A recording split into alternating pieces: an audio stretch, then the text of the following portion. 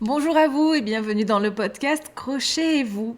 Alors vous êtes de plus en plus nombreux à regarder les vidéos, donc je vais vous rappeler rapidement quel est l'intérêt de ce podcast. Eh bien l'intérêt c'est de parler de crochet si vous ne l'aviez pas compris dans le titre. Donc c'est de parler de crochet et surtout de parler de crochet autour de vous, crochet et vous.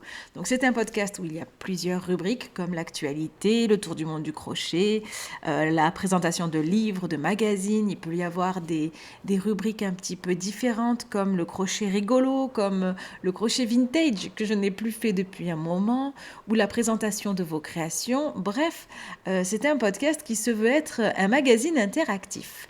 Et pour ce faire, il y a aussi des chroniqueurs et des chroniqueuses comme Jimmy qui depuis peu nous présente le thé que nous retrouverons tout à l'heure, ou encore Debo Créa qui nous présente souvent des livres, des kits ou des fils que nous retrouverons aussi tout à l'heure. On va faire plus que la retrouver puisque cet épisode lui est dédié. Aujourd'hui, notre invité du jour, c'est Debo Créa. Puisque dans chaque épisode, je reçois un ou une invitée figure active du crochet. Donc ça peut être une autrice ou un auteur de livres de crochet, mais aussi des merceries, des organisateurs d'événements, comme le Knit It qui se tient actuellement à Lyon ce week-end. Je peux recevoir tout type d'invités tant que le lien est fait avec le crochet. Côté actu, cette semaine, j'ai pas grand chose à vous dire puisque le podcast, l'association Maille et Délices, tout suit son cours. C'est un mois assez rempli finalement puisque mardi 7 octobre, on a une rencontre de crochet au Café Boutchou à Pélussin. Nous avons ensuite le ciné-tricot le lundi 13 octobre et enfin une nouvelle rencontre dans une nouvelle ville qui est celle de Vienne, proche de Lyon, chez Broqueté le vendredi 17 octobre. Donc là, je suis bien prise et occupée pour préparer tous ces ateliers, tous ces moments qui vont être vraiment très très agréables. Bien entendu, je vous partagerai tout ça dans les prochains épisodes. Nous allons tout de suite commencer avec Debo Créa qui va nous présenter le livre Amigurumi en fil chenille. À toi de jouer, Debo.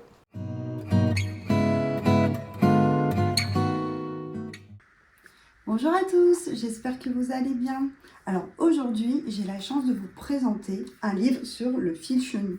Alors si vous me suivez, vous savez qu'en ce moment, c'est vraiment le fil que moi j'adore. Et du coup, la créatrice m'a demandé de vous présenter ce livre, comme elle a vu que je faisais énormément de fil chenille, donc elle me l'a envoyé afin que je vous le présente. Donc il s'appelle Amigurumi au fil chenille, qui est sorti chez Mango la semaine dernière, le 12 septembre je crois, et qui est au prix de 10,95 €. Donc comme vous pouvez voir, c'est un petit format. Alors moi tout de suite ça m'a fait penser au livre de Socroche chez Mango, en fait avec un peu les mêmes couleurs, le même format. Donc moi ces petits formats là j'adore. Donc il y a 12 créations, donc je vais un peu vous montrer en fait temps. Donc comme j'ai dit, donc c'est en fil chenille. Alors j'ai fait un petit sondage sur Instagram et c'est soit j'aime ou soit j'aime pas le fil chenille. Mais ce livre peut vraiment vous réconcilier avec ce fil parce que c'est dédié à ce fil-là. Donc c'est pensé pour utiliser le fil chenille, notamment pour la couture en fait. Et surtout, la créatrice qui est donc Anaëlle Taniou. Alors j'espère que je l'ai pas trop amoché son prénom. Du coup, donne vraiment des conseils pour utiliser. Donc en plus, vous pouvez voir, elle rappelle les points de base. Et surtout, après, elle parle de tout ce qui est partie assemblage, etc. Les conseils, vraiment, elle explique à chaque fois, elle nous donne tous ses conseils pour utiliser le fil chenille. Et surtout, ce que j'ai adoré, vraiment, le point positif, c'est ce petit diagramme, diagramme, pour comment broder, en fait, les yeux. Alors, moi, je suis pas encore experte de la broderie, du coup ça m'a vraiment aidé. En plus il y a un détail, donc du coup moi je l'ai fait pour ma petite méduse. Et vraiment en fait l'idée de faire ce schéma, de représenter par carreau les mailles et tout, en fait on peut réutiliser cette technique pour d'autres broderies et je trouvais super intéressant. C'est la première fois que je vois ça, donc vraiment c'est une super idée. Et ensuite on a tout les modèles qui sont décrits avec des photos qui changent un peu par rapport à Socroche qui n'avait pas forcément de photos. Donc ça c'est chouette parce que Du coup, que tu sois débutant ou confirmé, ben, c'est bien adapté, je trouve. Donc, il y a un peu de tout. Et surtout, elle donne des petites astuces, notamment elle rappelle que ben, si c'est à destination d'enfants de moins de 3 ans, qu'il faut bien faire de la broderie et non de mettre des yeux de sécurité. Donc voilà. Donc après, c'est un peu classé par thématique, sous l'océan. Il est très joli. Moi, j'aime bien les couleurs roses comme ça de mango. C'est un joli livre. Alors, si je devrais dire un petit point négatif, c'est que c'est marqué 12 créations, mais sauf que voilà, il y a les modèles qui sont déviés en fait, notamment pour c'est un peu la base de la licorne et après on peut faire un zèbre, un cheval. Donc ça serait le petit point négatif. Par contre, ça m'a permis de connaître cette créatrice que je connaissais pas. Moi, voilà, qui aime bien le fil chenille. Et du coup, pour les confirmer, vous pouvez aller voir sur son site internet. Donc, elle a sorti en fait d'autres livres, notamment, et qui elle auto-édite. Et surtout, pour faire d'autres modèles un peu plus pour les confirmer. Donc, par exemple, cette jolie petite Kitty. Donc, moi, c'était ma première poupée en fil chenille. Donc, je suis assez fière. Bon, je trouve que ma broderie n'est pas parfaite, mais bon, on n'est jamais contente du résultat quand c'est nous. Mais voilà, donc si, comme moi, vous aimez bien le fil chenille, mais que vous avez un niveau un peu plus confirmé, n'hésitez pas à aller faire un tour sur son Instagram pour voir aussi ces petits modèles un peu plus, on va dire, petits. Alors moi, j'ai utilisé un crochet de 4, hein. Mais voilà, donc... moi, en tout cas, ce livre m'a permis de la connaître et vraiment, ses tutos sont très bien expliqués. Et comme je disais, pour ses broderies, elle met également ses schémas dans ses PDF. Donc, vraiment, n'hésitez pas, c'est une valeur sûre. Donc voilà, j'espère que ça vous a plu. Alors Aurélie, je crois aussi que tu l'as reçu. Donc, est-ce que tu peux me donner ton avis? Je te le donne. Merci Débo. En effet, j'ai pu le tester et c'est assez rigolo sur tous les modèles. Je suis partie sur le même que toi. En version poulpe, donc le départ de la méduse. Je n'ai pas brodé les yeux parce que j'ai vu sur le modèle qu'ils étaient comme ceci, hein, les mêmes. Je suis partie sur la même chose.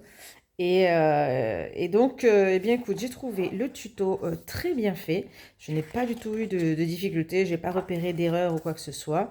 Et il est vrai que c'est un livre intéressant si vous aimez le fil chenille et que vous avez envie de faire des créations qui se font assez rapidement, puisque c'est là tout l'intérêt du fil chenille.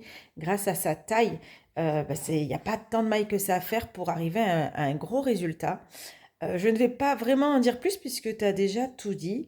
C'est un livre qui est très sympa au niveau des photos, au niveau des coloris. Vous pouvez vous pencher dessus si vous êtes même débutant parce qu'il y a assez de photos pour réaliser quelque chose sans être un expert crochet. Il est très sympa et c'est un livre pour vous faire plaisir. Je pense que ça peut être un bon achat si vous aimez ce type de création. Un grand merci à toi, Débo, et merci à Anaël Tanillou et aux éditions Mango pour nous avoir envoyé ce livre que nous avons pris plaisir à découvrir. Nous allons maintenant rester toujours dans le monde des rubriques présentées par l'équipe du podcast, si on peut le dire ainsi. Maintenant, on est une vraie petite équipe. On est déjà 3 derrière l'écran et derrière les micros. Nous allons retrouver tout de suite Jimmy qui vous présente le thé depuis maintenant 2 épisodes et qui va nous apprendre plein de nouvelles choses.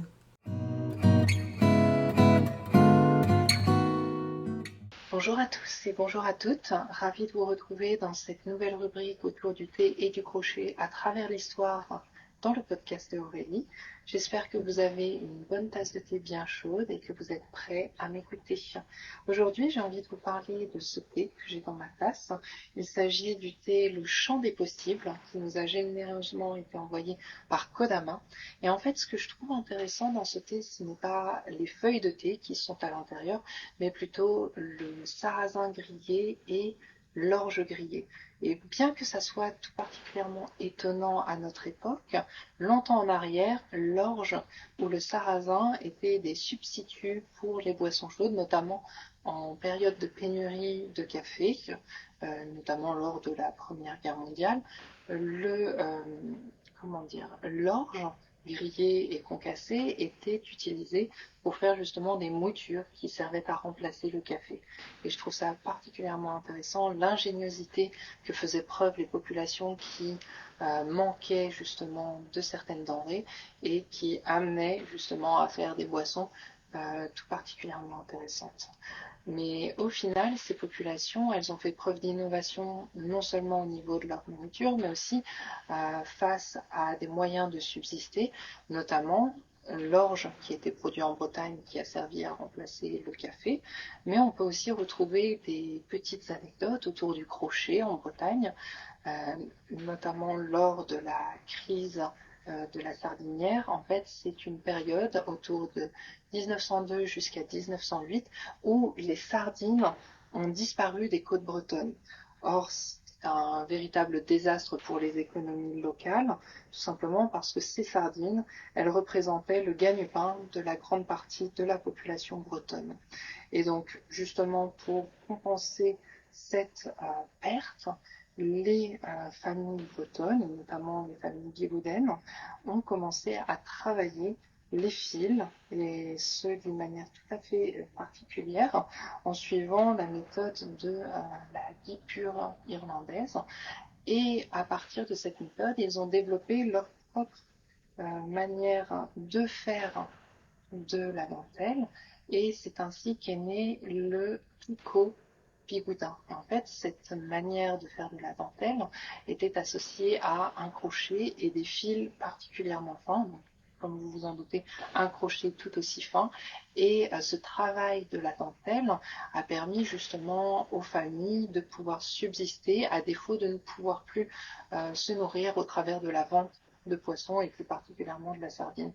Or, ce travail demandait beaucoup d'efforts et beaucoup de temps et malheureusement n'était pas rémunéré suffisamment comme à l'heure actuelle. Je ne peux que vous conseiller de regarder dans la description certaines des références qui vont vous montrer à quel point le picot bigoudin n'était pas si bien rémunéré, ce qui a amené les familles à disperser ce savoir auprès de leurs enfants, notamment de leurs filles et de leurs fils, leurs jeunes fils, avant qu'ils ne soient réquisitionnés pour le travail de la pêche en pleine mer, afin de nourrir leur famille.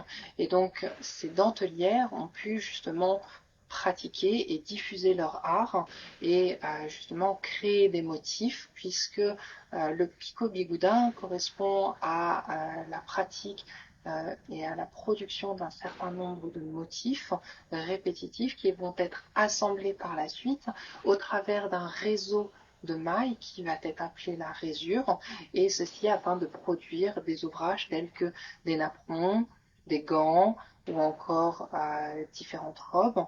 Et ce travail, malheureusement, va être perdu au fur et à mesure des années dans le 19e siècle. Car effectivement, après les deux grandes guerres mondiales, la fin de ce siècle a été très caractérisée par la perte d'un certain nombre de techniques manuelles, puisqu'il y avait un grand désintérêt des générations qui entraient dans le 21e siècle. Et bien heureusement, certaines associations, notamment l'association des bigouden de Bretagne, qui a sauvé, ou du moins qui a effectué une certaine resurgence, une renaissance de cette technique au travers de collectes, de recherches, d'écrits, d'échanges de paroles, et a pu ramener ou entraîner une renaissance du picot bigoudin. Et ceci a été notamment caractérisé par l'écriture de livres. Notamment, on peut nommer le picot bigoudin de l'oral à l'écrit, qui est un magnifique livre qui permet justement de se réapproprier cette technique. Et ce que je trouve particulièrement touchant, c'est que ces associations ont porté le picot bigoudin tellement à un point tellement fort qu'ils ont pu justement le faire entrer au patrimoine culturel immatériel de la France en 2022. Et donc, cette technique, en fait, elle va consister à travailler avec un crochet, à faire un certain nombre de jetés et de créer des motifs. Et ces motifs vont être assemblés les uns aux autres grâce à des réseaux de mailles. Et ces réseaux vont être appelés la résure ou encore le cordonnier. Et tout ceci pour assembler de magnifiques pièces telles que des drapés, des rideaux, des napperons ou encore des gants, mais aussi différentes vêtements tels que les... Voilà. Donc j'espère que ceci vous a intéressé. Moi de mon côté, je retourne à mon crochet parce que je n'arrête pas de faire des bêtises. Et si je veux pouvoir porter mon pull pour cet automne, il faut que je me dépêche. Merci et à très vite. Et merci à toi, Jimmy, pour cette rubrique très intéressante. Il est vrai que j'avais mentionné ce travail de dentelle dans un épisode précédent en montrant quelques ouvrages et c'est très impressionnant et beaucoup de travail, je pense. C'est un petit peu dommage qu'on perde certains savoir-faire parce qu'on garde nos secrets qu'on ne partage pas aux autres. Je pense que c'est pour ça qu'il est important de diffuser autour de nous. En tout cas, un grand merci à cette marque Kodama qui te permet de faire de jolies rubriques très intéressantes sur certains arts du fil qu'on ne connaît pas forcément. Continuons sans vraiment de transition, là c'est un petit peu compliqué de passer du thé et de la dentelle à ce qui vous attend juste ensuite, puisque c'est la présentation d'un magazine et qui n'est pas trop dans le thème de ce que l'on vient de voir. Donc passons tout de suite à la présentation d'un nouveau magazine crochet.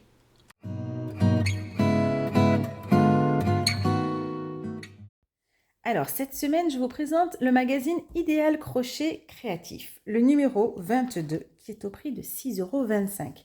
Il est sorti en août dernier, mais il est bien dans le thème de la saison, puisque son titre, c'est Balade automnale.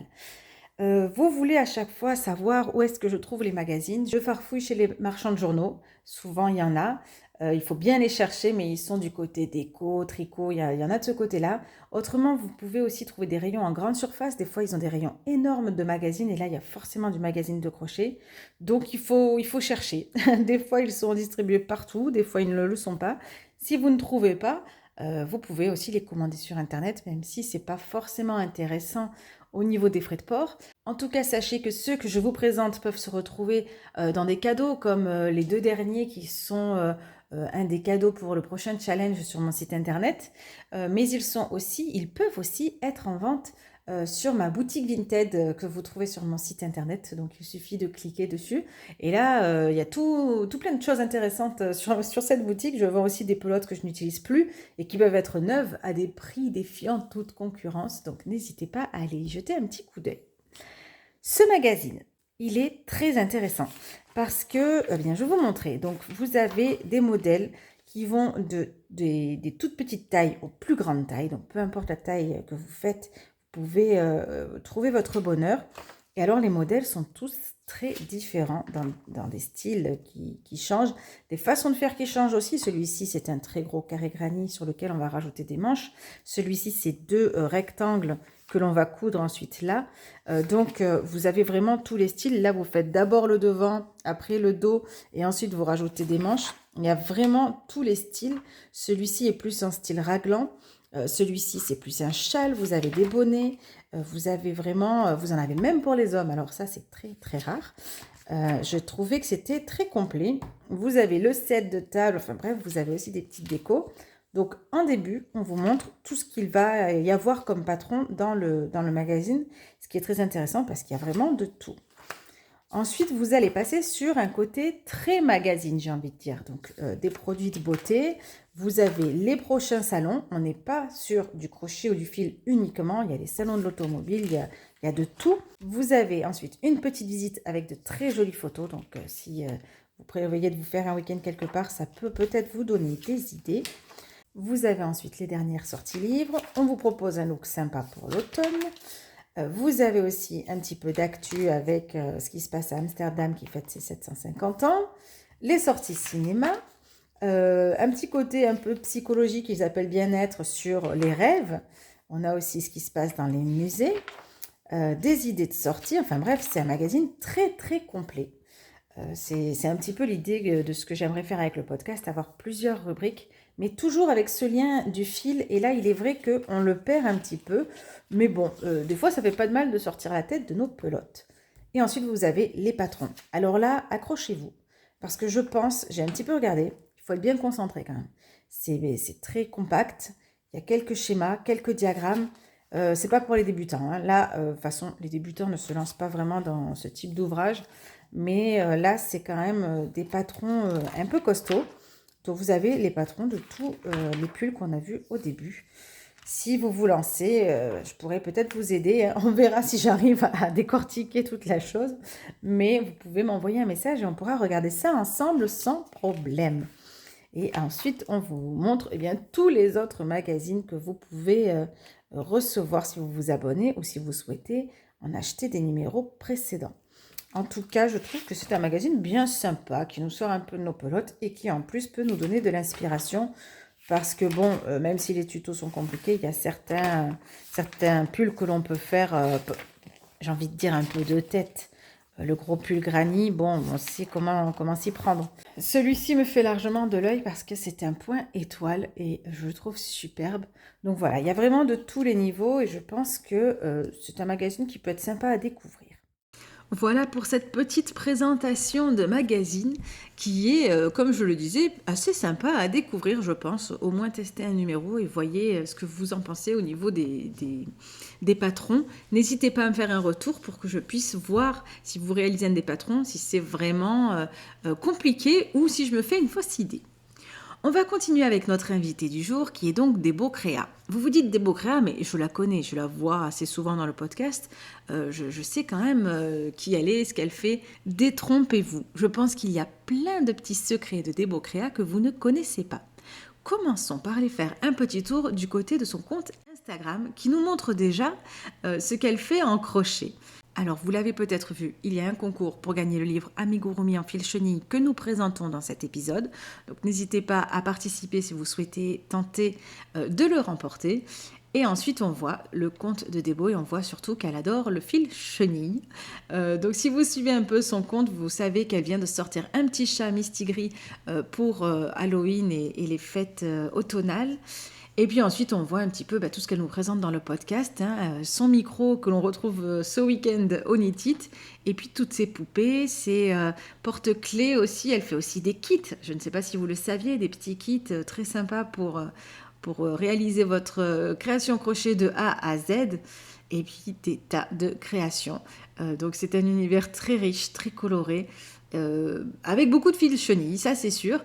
Et donc moi j'aime beaucoup ces dernières créations que je trouve très rigolotes, ces bubble tea, donc on en parlera dans l'interview, ou même ce type de plantes là, je trouve que c'est des créations très chouettes parce qu'elles sont grosses déjà. J'adore le fait d'avoir des créations crochet en grande taille et avec ce fil chenille, c'est assez rigolo. Donc voilà l'univers de Débo. Sachez également qu'elle a un site internet qui est très bien conçu avec des patrons gratuits. Donc n'hésitez pas à aller y faire un petit tour si vous souhaitez vous faire plaisir. Alors pour notre interview, vous verrez, ça a été un petit peu moins carré que ce que je fais d'habitude puisque nous avons fait ça en live. Alors ça a été un peu compliqué au niveau du son et je m'en excuse par avant. J'ai tout repris, j'ai essayé de tout arranger au mieux, mais là c'était un peu compliqué en gestion informatique. Donc je vous laisse découvrir quelques petites faces cachées de Débo que vous ne connaissez pas et profiter de cette interview qui était très agréable à réaliser.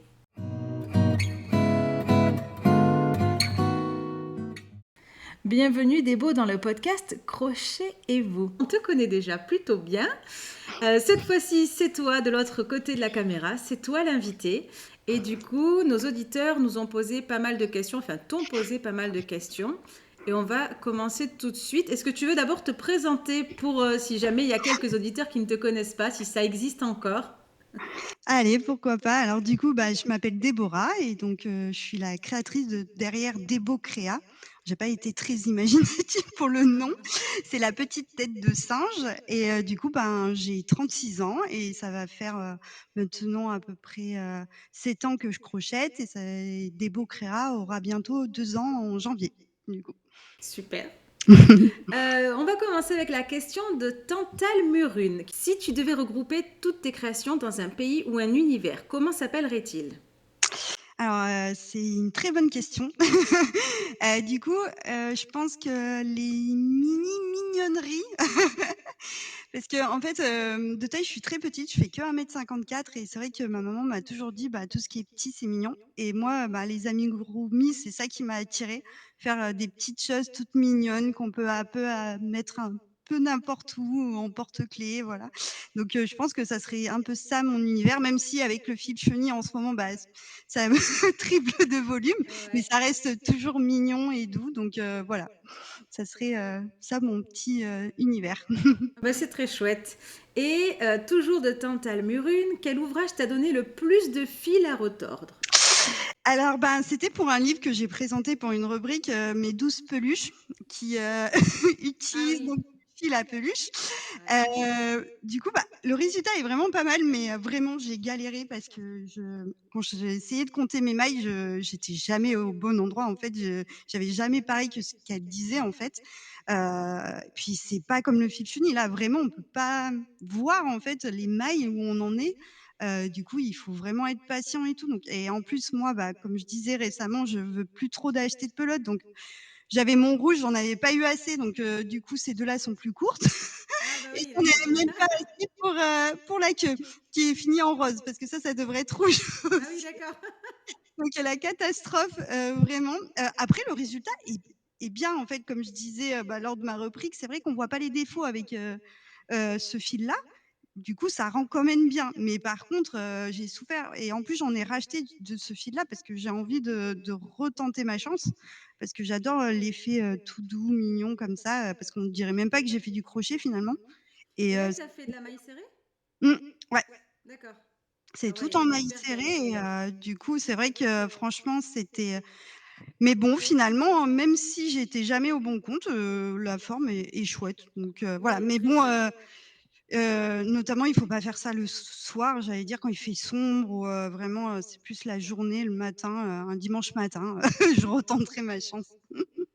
Non, mais le rendu est super bien. En plus, en maille serrée, c'est encore plus difficile parce que tu vois pas bien du tout. Encore en demi-bride, tu peux mettre ton doigt et Oui. glisser, mais En plus, moi, j'ai tendance à vraiment serrer mes mailles serrées. Ça porte bien son nom, hein, mais moi, je serre vraiment 10 fois plus, j'ai là, l'impression. c'était en quelle taille de crochet? Pour cela, je crois que c'est du 4. Ah ouais, ok. Oui, Mmh. oui, donc ça peut être bien serré quand même. Mmh. Ok, on passe à la question suivante de Nini Legros qui te demande: fais-tu autre chose que du crochet? Alors, bah, quand j'ai le temps, oui, ça peut m'arriver. Alors moi, j'ai toujours été très, manuelle, donc notamment, bah, à la maison, j'ai beaucoup de perles, j'ai même du fil Scooby-Doo, des choses comme ça, donc j'adore. Mais en ce moment, c'est vraiment plus, le dessin.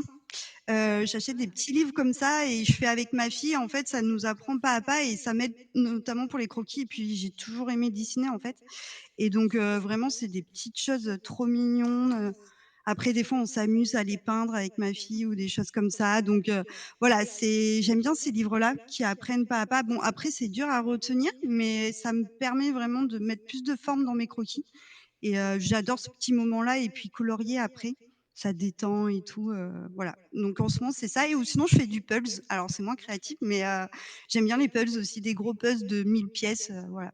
Ah bah dis donc, ok. Parce que j'ai trouvé l'astuce, en fait, ça existe pour plier, pour, pouvoir, bah, mettre en pause notre puzzle, du coup. Donc si vous connaissez pas, c'est vrai que c'est pratique. Au moins, on peut reprendre le puzzle, genre 3 mois plus tard, c'est pas grave. Il traîne pas sur la table du salon. Ouais, Du c'est pas coup, mal. voilà, donc voilà, c'est, les petites choses que je fais à côté, à part du crochet. Très bien, c'est déjà pas mal, hein, du dessin plus les puzzles, ça fait tout. Une question de Jimmy qu'on connaît maintenant dans le podcast. Mmh. Qu'est-ce qui t'a poussé à te lancer? Heu, alors moi, c'était un peu sur un coup de tête. Du coup, comme je disais, ça fait à peu près 7 ans que je fais du crochet et c'est vrai que, ben, tous mes petits amérogurumi, bah, ça traînait ou je les offrais notamment à mes collègues, à mes amis, à ma famille et je sais pas, un soir, on était à un anniversaire et j'en ai offert un et je sais pas, ma copine, elle me dit: «Mais vraiment, c'est vraiment super bien fait, tu devrais en faire quelque chose» et je sais pas, après ça a mis une petite graine dans ma tête et petit à petit, je dis: «Bah, oui, pourquoi pas me lancer, en fait?» et c'est vrai que, ben, finalement, à force d'en faire, moi aussi, je peux faire mes petits modèles. Ça reste, j'allais dire, des fois, en fait, c'est des mathématiques, des multiplications, des petits schémas. On peut vraiment partir de base quand on est un peu curieux, finalement, et un peu débrouillard. Bah, du coup, je me suis dit, puis mon mari, lui, il a déjà sa micro-entreprise, donc côté papier et tout, je savais que, ben, c'était pas forcément compliqué. Et du coup, du jour au lendemain, je me suis dit: «Allez, je lance des beaux créas finalement», et voilà, et du coup, c'est parti finalement sur un resto comme ça, C'est trop bien. avec des compliments, c'est vrai. Alors, pour être totalement honnête avec vous, c'est que je ne suivais pas vraiment de compte sur Instagram de crochet, à part, bah, par exemple Kookaï ou Socroche, ceux des livres en fait qui m'ont fait découvrir le crochet. Et du coup, j'avais pas vu qu'il y avait autant de concurrence. Je pense que peut-être que je me serais pas lancée si j'avais vu tout ça. Donc finalement, voilà, c'est finalement, c'est bien de pas avoir vu, mais en fait, il faut se rendre compte que tous les jours, presque un ou 2 comptes de crochet se créent sur Instagram. Tout le monde se lance à faire ses propres patrons. Donc des fois, ça peut être un peu, déprimant. On se dit: «Bon, bah, en fait, je me suis lancée dans quoi?» Après moi, c'est pas mon travail principal, mais un jour peut-être, qui sait, ça pourrait être, intéressant de faire, d'utiliser que ses petites mains. Mais c'est vrai que sur le coup, je me suis dit: «Waouh, mais en fait, c'est complètement bouché». C'est Mais comme je suis créative, en fait, même, des fois, j'en parle à mes collègues, en fait, l'essentiel, c'est quand même de créer, de partager, de faire de l'art, en fait. Ça reste un art, le crochet, donc du coup, c'est vraiment ce côté-là, j'essaye de me dire: «Bah, tu partages, ce que tu crées», voilà, ça reste un côté artistique, du coup, voilà, c'est pas grave si je fais pas de vente, ça reste de partager, ton univers, faire découvrir le crochet à des gens, comme l'autre fois au travail, voilà, il y en a qui se sont mis grâce à moi, et je me dis: «Bah, voilà, tu fais quand même de petites choses et c'est chouette». Bah, c'est très chouette. Et puis Socroche et Cocaille, elles ont commencé comme toi. Oui, peut-être, qui sait? Après, j'avais lu une interview de Socroche qui avait prévenu que c'est pas facile à en vivre, et elle avait complètement raison. Et voilà, après c'est des coups de chance, voilà. Mais déjà, grâce à ton podcast, bah, j'ai un peu de visu, donc c'est super chouette, et surtout, la communauté, désolée, et vraiment, très bienveillante, qui motivait, on s'auto-motive, on se remonte le moral des fois parce que voilà, on a des petits échecs, des choses comme ça, et ça c'est vraiment cool, quoi. J'ai rencontré vraiment beaucoup de personnes, super, donc c'est déjà ça aussi, le côté positif. Ah ouais, ça c'est super, c'est une belle aventure. Mmh. La question de Manuela Costa, donc qui suit beaucoup le podcast et qui te demande comment t'es venue l'idée de créer tes propres amigurumi. Du coup, bah, comme je disais, là, c'était un peu parti sur le côté, bah, je fais beaucoup de cadeaux avec des amigurumi, et du coup, c'est vrai que moi, je suis restée un peu cet axe, je sais pas si c'est parce que je suis pas très patiente, mais moi, par exemple, je ne fais pas de vêtements ou des choses comme ça parce que je trouve ça trop long. J'aime bien avoir rapidement du concret entre les mains. Donc c'est vrai que c'est pour ça que j'ai été partie sur Socroche, parce qu'elle fait, des petits amigurumi assez rapides, notamment les dinettes ou même les petits animaux, et en fait, c'est un peu mon inspiration, c'est que de faire des choses mignonnes, rapides, et qu'on peut mettre en porte-clés, et notamment, bah, moi, j'ai fait une collection de marque-pages, et c'est vrai que c'est petit, bah, rapidement faire une petite forme trop mignonne, voilà, donc c'est comme ça, après, les inspirations, bah, j'ai ma fille, bah, les dessins kawaii, un peu de tout des fois, voilà, de voir des petits trucs, de la nature même, ou qu'on se promène, c'est ça vient, les petites formes, les petites choses comme ça, Après c'est vrai que j'aime bien les animaux et les habiller, les choses, bah, mon logo, c'est un petit singe, voilà, des fois je dis que j'ai un esprit un peu enfant,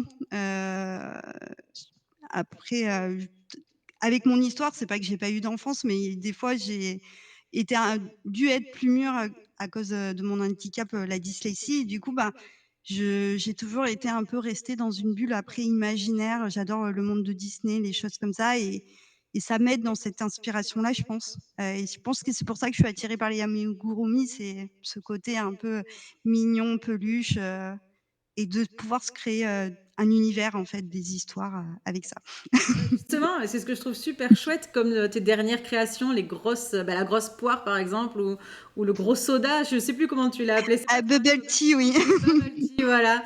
Bah, peut-être que ça t'aide aussi pour développer ce côté-là, et c'est chouette. Oui, donner vie, en fait, à des choses qui pourraient pas vivre, en fait, que d'un coup, ils peuvent se mettre à parler. C'est marrant, Ouais, je ouais. trouve, de Non, penser à mais ça. c'est super. Et peut-être que, par exemple, moi, tu vois, cette imagination, je l'ai pas. J'arrive pas à faire de dessin et de me lancer dans les amigurumis. Donc, comme quoi, on n'a pas toutes. Bon, je vais faire des Mmh. vêtements. C'est très long, comme tu dis. Et des fois, j'en ai Oui. marre. Au milieu du pull, je me dis, je referai plus jamais ça. Et j'en reprends un.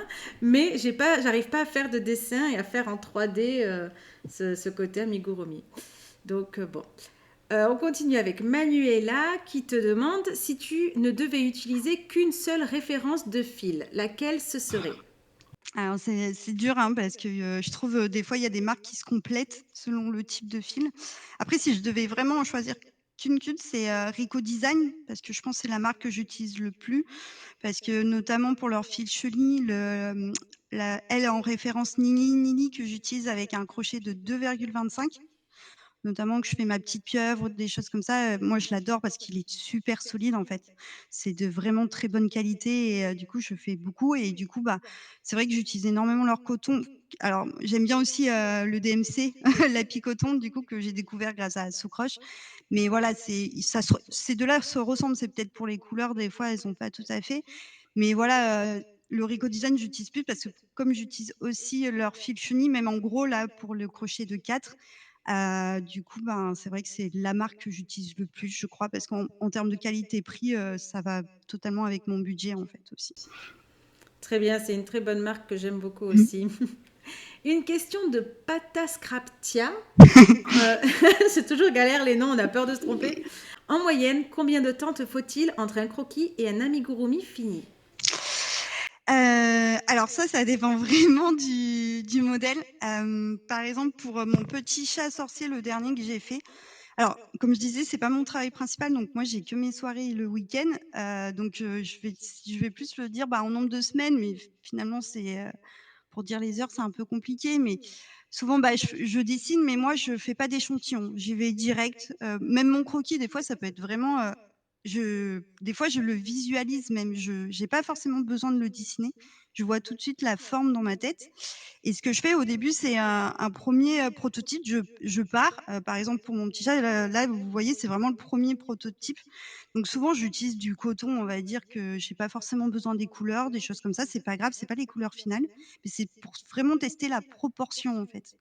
Donc ça, c'est à peu près, voilà, la première semaine, tous les soirs, j'en fais un bout, j'écris en même temps. Alors, des fois, j'ai du mal à me relire parce que je fais tout en crayon à papier, je gomme, je réécris et tout, c'est vraiment, brouillon, brouillon et après quand je le finis, je dis: «Bon, bah, ça» par exemple, l'araignée, bah, je l'ai pas mis finalement.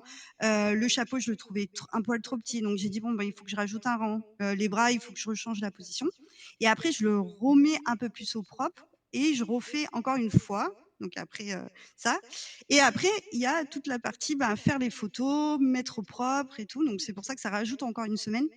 Notamment, moi, les photos, je me bloque le dimanche matin et je dois, bah, faire la réalisation et faire les photos détaillées parce que cela, c'est plein de photos, donc pour que ça soit accessible aux débutants aussi et donc voilà, donc ça peut prendre presque un mois, en fait, si je veux faire un patron détaillé et après, il y a des patrons, super simples, notamment ceux que je donne en gratuit où des fois j'ai une idée, comme l'autre fois, la petite glace, je sais pas, ouais, en une journée, je le fais, sur un coup de tête et voilà quoi. C'est en fait, ça dépend vraiment de la forme, si je veux faire détailler ou non, donc voilà, c'est après souvent je les note toutes mes idées parce que malheureusement, bah, il manque du temps Oui, ça c'est sûr. Et du et coup, surtout, hop, excuse-moi, du coup, non, tu le fais une troisième fois pour faire tes photos détaillées voilà, en c'est peinture. ça et c'est ça et souvent, bah, le troisième modèle, je le mets, sur mes marchés. J'en fais 2 marchés par an et ça me permet, d'avoir un peu de stock, voilà et je les vends, comme ça après. Donc souvent j'ai 3 modèles, et puis pour les photos aussi finales, ça permet de faire différentes couleurs ou même, voilà, des choses donc souvent, ouais, j'en finis 3. Bah, souvent, c'est ma fille qui récupère le prototype et là, bah, là, c'est mon mari qui l'a récupéré aussi et le troisième, il sera pour le marché, du coup. Super. Bon, mais en tout cas, c'est une réalisation qui est terminée. En plus, tu les fais tester, si je me souviens bien.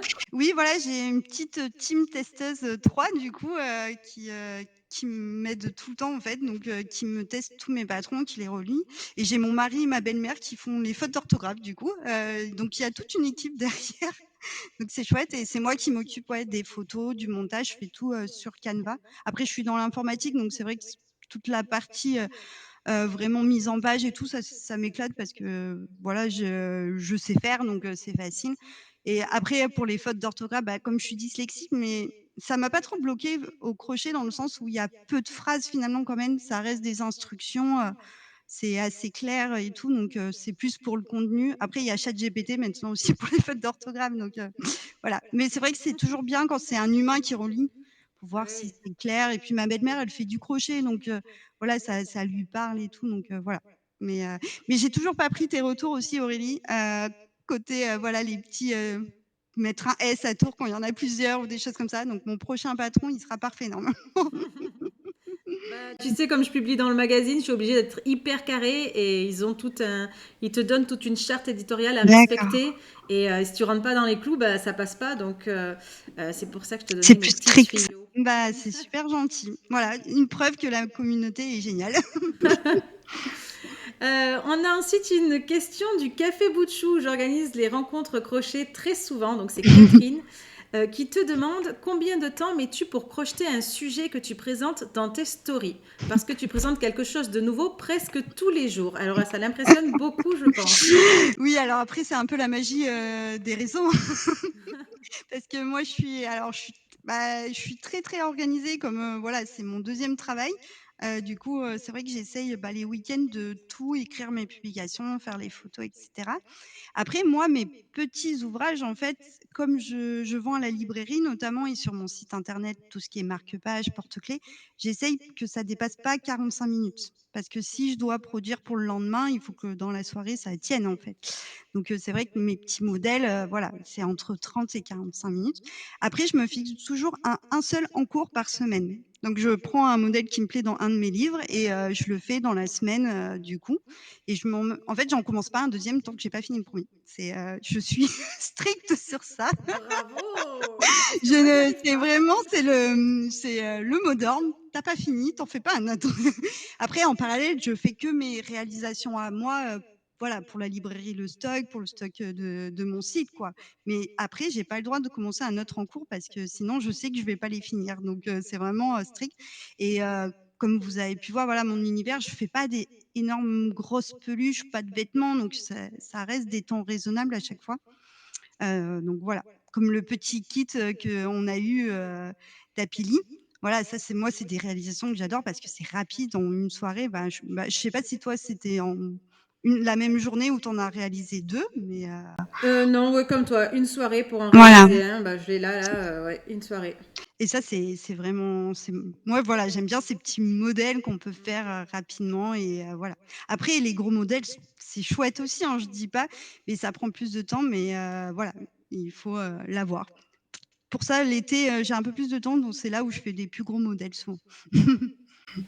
Ça marche. Et on va terminer pour les questions des auditeurs avec Cham Crochette qui te demande si tu étais sur une île déserte et que tu devais crocheter pour survivre, tu crochettes quoi en premier? Elle est pas mal cette question. Alors moi, je pense que je ferais un truc très simple, une chaînette pour faire une canne à pêche, pour essayer de me nourrir, tu vois? Parce que moi, je pense souvent avec mon ventre, je suis très gourmande. Du coup, je pense que pour survivre, il faut que je mange, sinon je vais pas survivre.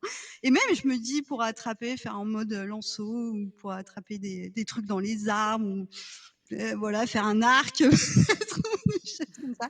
La chaînette, c'est la base de tout, Bah, même c'est pour très malin. survivre.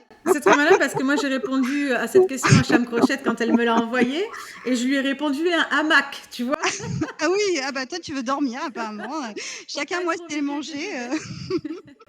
Et elle m'a dit aussi comme toi, elle m'a dit bah moi je me ferai un filet de pêche et là je me suis dit ah c'est peut-être plus malin Ah mais le qu'un filet, hamac. c'est peut-être plus long, c'est comme les sacs, hein. Moi, je suis vraiment la feignante, quoi.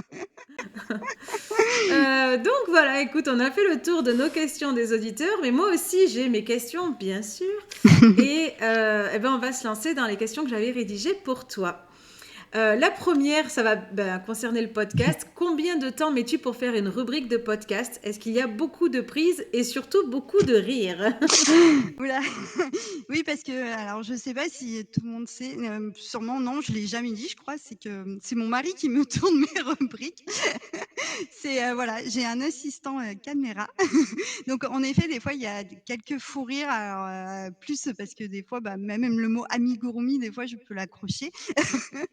Ou sinon, voilà, des petits trucs, bah, ou quand, bah, comme vous avez pu voir ma petite vidéo avec le micro, c'est que des fois, j'ai des délires comme ça, donc forcément pour mon mari, c'est drôle parce que c'est des petits sketchs, du coup. Après, en fait, au tournage, souvent, on fait qu'une seule prise parce que finalement, en fait, ça me travaille tellement toute la semaine que souvent, bah, je me auto, fais ma rubrique dans la douche, quand je marche dehors dans ma tête. «Oui, bonjour à tous», voilà, donc en fait, je prépare mentalement toute la semaine pour avoir une bonne reprise, du coup, le samedi, souvent, on tourne ça, voilà, on essaye, d'avoir, notre petit, quart d'heure de tournage après et après j'envoie à Aurélie direct. J'aime pas du tout me revoir, en fait, même, quand je réécoute le podcast, souvent je m'avance et j'entends juste la conclusion d'Aurélie à la fin pour voir ce qu'elle en a pensé. Mais c'est vrai que j'ai du mal à me en fait, on n'entend pas la même voix que quand nous, on parle et c'est vrai que ce côté-là, des fois, c'est un peu perturbant. C'est vrai. Alors moi, je me demande justement, je rebondis, et c'est pas une question qui était dans ma liste, mais quand tu fais les petites mains pour présenter le livre, je me demande comment se place ton mari pour filmer. Parce que je vois que ça bouge un peu, des fois je me dis, mais il est au-dessus d'elle, mais comment il fonctionne? Ouais, alors vous voulez vraiment savoir le secret? Bah, du coup, je vais chercher un marchepied, je mets derrière moi, il monte dessus, il me met derrière ça et en fait, je sais pas, j'ai besoin d'un soutien parce que peut-être je le ferais pas si j'étais toute seule, en fait et c'est vrai que, bah, mon mari m'a toujours soutenue pour tout et c'est vrai que, bah, j'aime bien l'avoir auprès de moi. Ça me rassure. En fait, c'est comme si je parlais à quelqu'un finalement, d'avoir quelqu'un et je pense que pour l'exercice de faire la rubrique, ça aide, de se dire: «Ben, je raconte à quelqu'un qui est là, en fait» et je vois, si c'est bon, il comprend pas forcément tout parce que voilà, il fait pas de crochet, mais je sais pas, ça me fait un petit côté rassurant pour dire donc voilà, la petite anecdote. Très bien. Ouais, c'est pas mal, c'est une bonne technique. Alors moi, je suis à l'inverse de toi, hein. Je ne veux personne dans la maison, personne ne doit m'entendre, personne ne doit me regarder. Donc, tu vois, c'est assez rigolo. Je voulais aussi savoir comment tu choisis les livres que tu présentes dans les épisodes. Bah, souvent les livres alors, moi, j'en commande souvent pour Noël. C'est mon petit cadeau où j'en demande 3 ou 4, parce que voilà, c'est un petit budget après donc après comment j'ai choisi? Bah, comme vous avez pu voir, moi, c'est Les Amis Gourous surtout.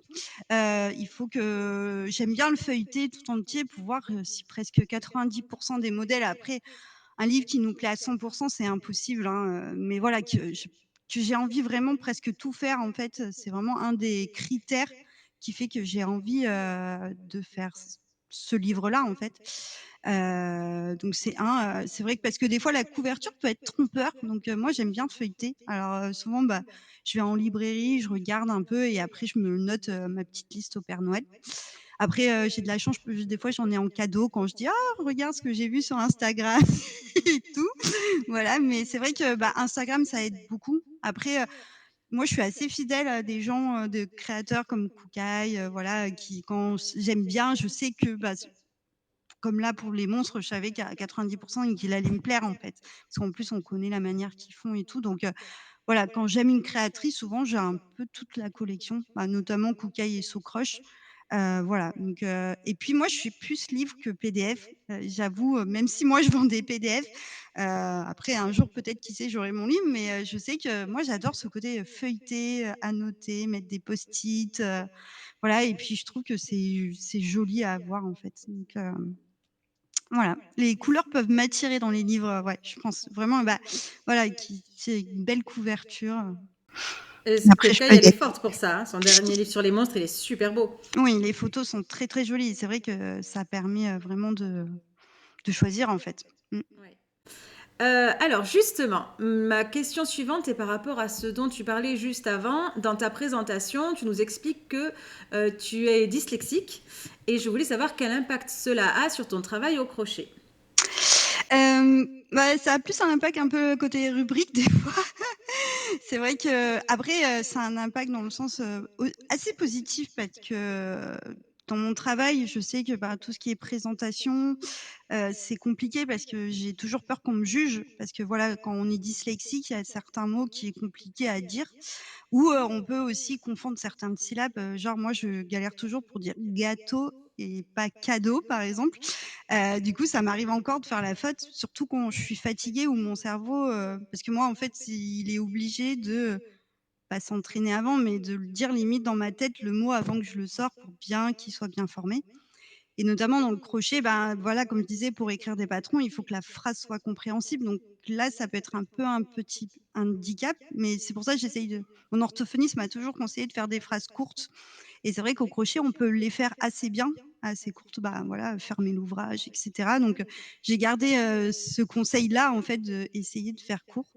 Après, je me suis pas lancée dans les patrons en anglais parce que mon handicap fait que, bah, en anglais, je suis vraiment, pas du tout très forte.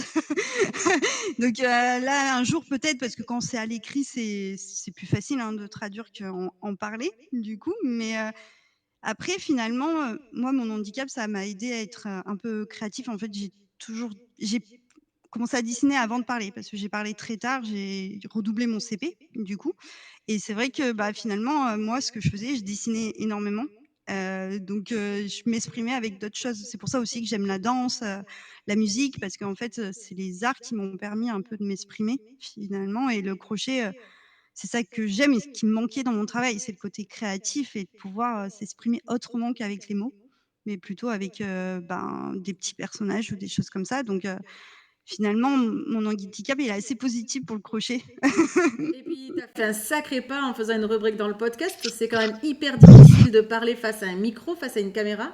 Et des fois, tu peux te rendre compte que tu as bloqué sur un mot, mais tu continues, tu es dans ton truc. Et ça, c'est vraiment super bien.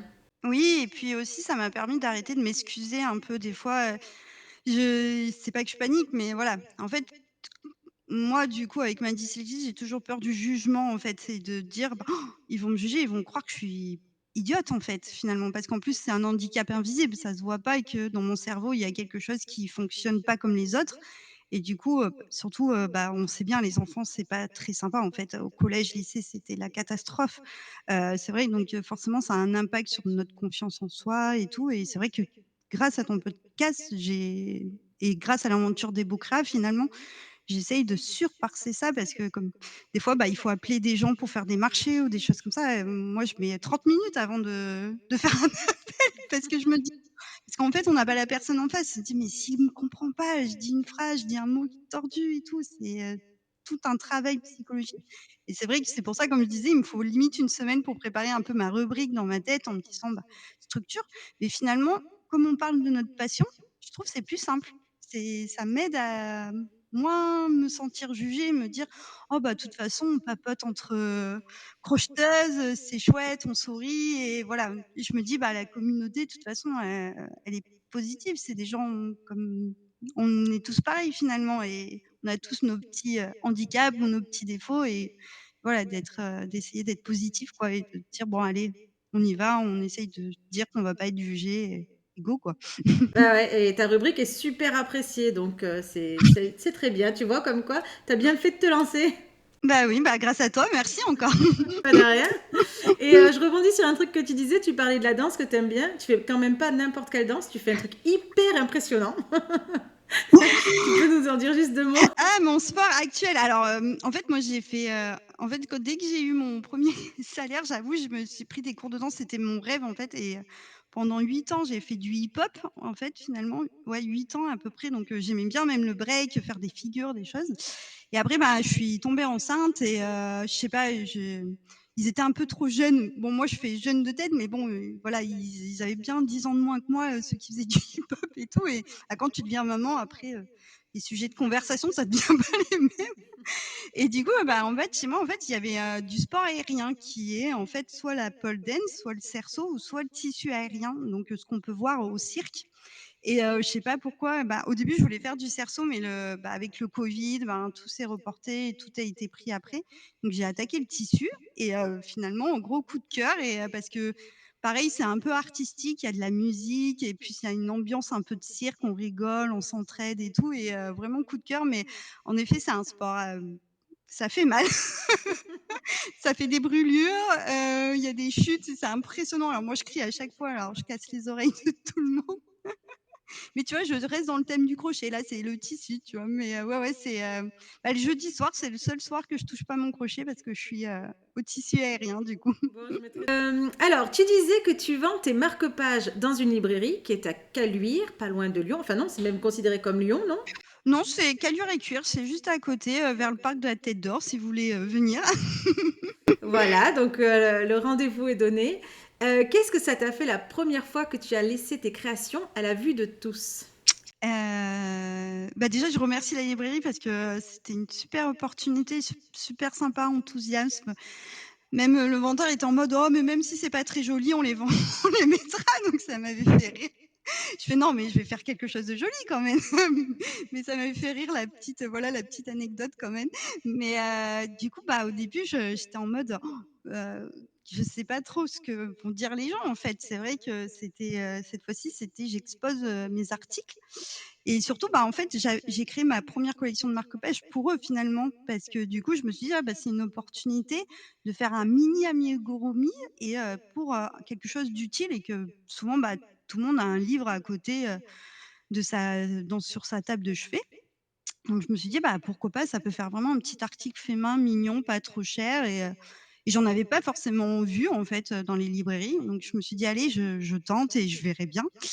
Et du coup, j'ai eu rapidement des bons retours, des gens qui ont même me envoyé après, le mail pour savoir et tout. Parce qu'au début, j'avais pas mon site internet donc c'est vrai que en fait, pour, essayer de me contacter, voilà, ça passait par les vendeurs finalement et vraiment même quand j'y passe maintenant, il y a des gens qui m'arrêtent, qui me disent: «Ah mais c'est vous, qui fait les petits marque-pages? Mais c'est vraiment trop mignon, j'en achète pour, les petits cadeaux et tout» et de me dire, qu'il y a des gens qui reçoivent ça comme cadeau et que c'est moi qui ai fait, c'est énorme quoi. J'adore ce côté-là de se dire, bon voilà, il y a quelqu'un qui est en train de déballer un petit marque-page de Débo Créa quoi, c'est fou. C'est trop bien. Ouais, ouais, en fait, c'est vraiment satisfaisant et c'est pour ça aussi que je fais les au moins 2 fois un marché par an parce que ce côté-là que les gens, ils voient, en fait, c'est pas pareil que sur, voir juste une image. Les gens, notamment pour le fil chenille, en fait, d'un coup, ils se disent: «Oh, mais c'est tout doux!» et ils se disent: «Mais c'est au crochet que vous faites ça?» et c'est vrai que bon, après, tu as les gens qui en font du crochet et là, ils disent: «Ah, je peux essayer de faire pareil et Ouais, tout». oui, oui, on les a sur le marché. Voilà, Ah, ça, c'est c'est ça. du hybride. Ben, je vais le faire moi aussi. Ceux-là, on les aime pas. Vas-y, passe, toi, passe. Du coup, moi, j'ai fait les petits kits, du coup, j'en ai vendu quelques-uns à la librairie aussi, dont un petit garçon, voilà, qui s'est mis au crochet grâce à mes kits et c'est chouette parce que moi, j'aime bien faire, des modèles mixtes, parce que, c'est pas parce que le crochet, voilà, tout de suite, on pense que c'est féminin, comme on disait, c'est même, orienté, les petites mémés avec leur tisane, non, non, non, mais non, non, non, c'est aussi pour les jeunes et au contraire, il y a beaucoup d'ados qui se mettent au crochet parce qu'il y a de plus en plus d'ateliers qui se font au collège, au lycée et vraiment ils aiment bien ça et du coup, il faut en profiter parce que, c'est chouette de pas faire de l'écran, en fait. De pouvoir Bien avoir sûr. son petit kit et faire du crochet, ça permet de se détendre, de s'évader et d'avoir ses propres petites créations. Oui, c'est super. J'avais pas bien rangé mes questions. Celle-ci était censée se retrouver là-haut. J'aurais dû mieux préparer. Du coup, c'est une question qui revient sur le podcast et sur ta rubrique, qui était qu'est-ce que tu t'es dit quand je t'ai proposé, pardon, d'avoir ta propre rubrique dans le podcast. Je ne sais pas si tu te souviens.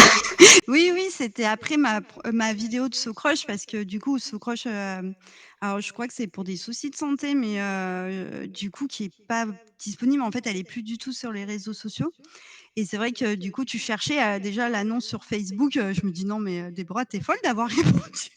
«Oui, oui, moi j'ai tous les livres, je peux te faire un truc».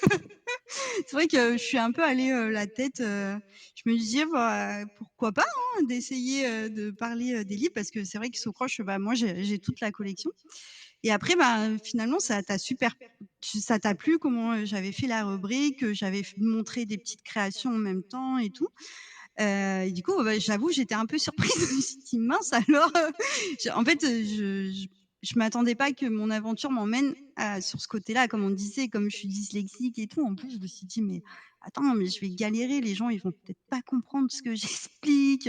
Et puis, voilà, il y a toujours ce côté légitime, je me dis: «Bah, j'ai pas une voix super, bah, j'ai jamais fait cet exercice-là, même, et après, finalement, je dis: «Ouais, mais c'est pour parler de ta passion, donc finalement, ça peut être sympa». Donc j'ai accepté, du coup, parce que, bah, déjà, tu es très sympathique Ah bah, merci. et c'est vrai qu'on a eu tout de suite un bon feeling et c'est vrai qu'on a tout de suite bien parlé et du coup, ben et on s'est même rencontrés, on va bientôt se revoir, c'est chouette. C'est vrai, c'est vrai. Donc non, non, j'étais surprise parce que je m'attendais bah, tu m'as fait beaucoup de compliments et c'est vrai que sur le coup, je me dis: «Ah bon, j'ai fait quelque chose de bien?» Du coup, je pense que j'avais bah, tu vois, je rougis un peu. Voilà, ça m'avait, bah, voilà, je rougis, quoi. D'accord, bah, écoute, mais c'était une très bonne rubrique. Regarde, tout le monde aime bien et elle a vraiment sa place dans le podcast. Donc, j'ai bien fait, je me suis pas trompée. Oui et puis tu m'as fait mon petit jingle, et tout, j'avais adoré, quoi. C'est plein de surprises à chaque fois, ça me touche tout le temps. Ah bah, c'est tant mieux, c'est l'idée, c'est le but du podcast. Bon alors, comme tout le monde, tu vas pas y échapper, tu vas passer aux questions farfelues et un peu bizarroïdes du podcast qui sont assez rigolotes. C'est parti, donc si tu pouvais dîner avec un personnage de fiction, qui choisirais-tu?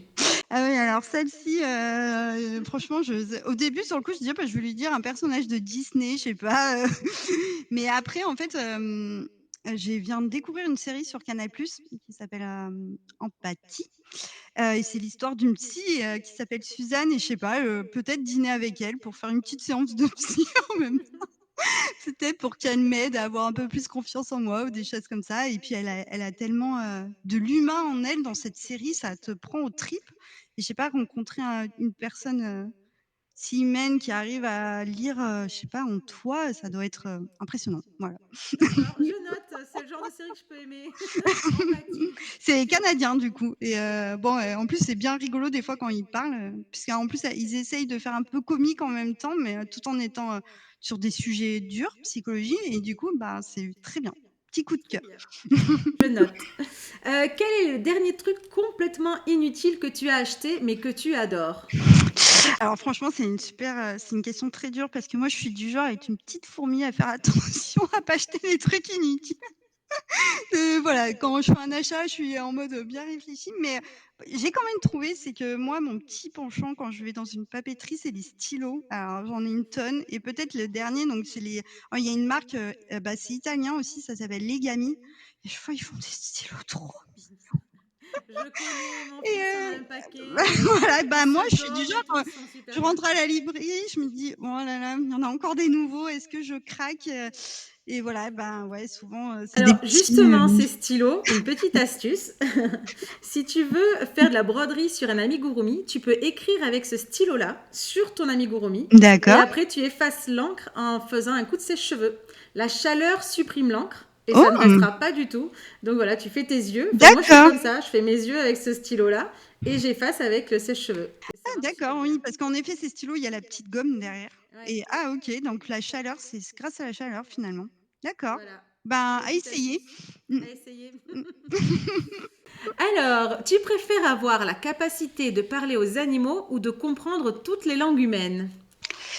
Bah, les langues humaines, même si des fois j'aimerais comprendre mon chat qui vient jamais me voir, mais lui dire: «Mais c'est quoi ton problème? Pourquoi tu veux pas me faire des câlins?» Mais oui, des non, ouais, moi je sais que les langues, c'est un blocage, quand je pars en voyage et tout, c'est toujours, bah, sur mon mari que ça tombe du coup et oui, j'aimerais l'aider. Donc oui, comprendre toutes les langues et pouvoir, encore plus, voyager peut-être et aussi apprendre des cultures et tout, ouais, ça doit être chouette. Oui, ça doit être très chouette, oui, en effet. Quelle chanson te donne instantanément envie de danser, même dans un supermarché? Ah et ben, ceux qui me suivent sur Instagram, la sage, du coup, c'est, Céline Dion, «J'irai où tu iras». En effet, j'ai vu ça. Avec le micro, tu t'es lâché. Sincèrement, alors moi, j'adore danser. Alors, il y a presque, si tu passes du Michael Jackson ou voilà ou même du Beyoncé ou voilà, en fait, il y a beaucoup de chanteurs où dès que tu passes, j'ai envie en fait, presque tout le temps danser dès que c'est un peu, que ça peut bouger, voilà. Je danse tout le temps, en fait, H24 presque. Bon, en crochetant, c'est un peu plus dur, j'avoue, mais des fois, voilà, il y a la tête, quoi. Non, j'adore la musique, vraiment, tout le temps. Alors, en ce moment, je suis un peu en mode, j'écoute, que des instrumentales pour faire du crochet, genre du violon, des choses comme ça, du piano, je sais pas, j'aime bien, ça évade. Bon, ça reste concentré au moins, tu restes concentré. Oui, voilà, parce que quand il y a des paroles, des fois, bah, moi, j'ai tendance à vouloir, chanter après. Et là, tu te prends tes comptes. Voilà, après, c'est ouais. Et la dernière question, si tu pouvais te réveiller avec une compétence incroyable demain, ce serait quoi? J'hésite entre 2. C'est soit que d'un coup, je peux avoir 2 autres bras qui apparaissent comme ça et je puisse, crocheter en même temps que je travaille la journée.